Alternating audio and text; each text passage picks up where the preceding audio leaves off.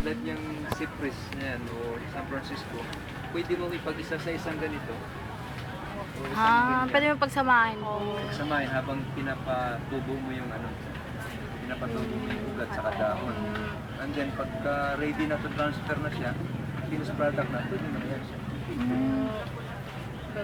Ika nga, recyclable material, and then gusto mo ibinta na, finished product mo na.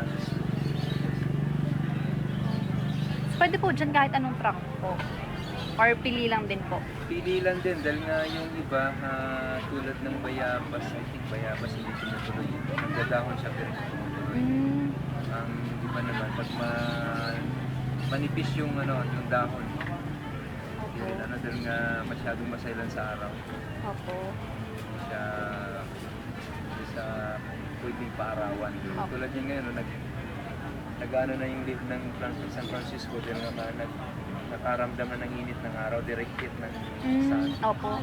So actually talaga sa loob ng bahay talaga siya. Indoor. Indoor plant. Indoor lang talaga. So, paano po nag-start po yung ganito? Mag-business Nag-start po? siya sa pamagitan ng inventor namin, Pag-invent. ventilatory. So ilang taon din siya nag-experiment niya bago inilabas. Opo.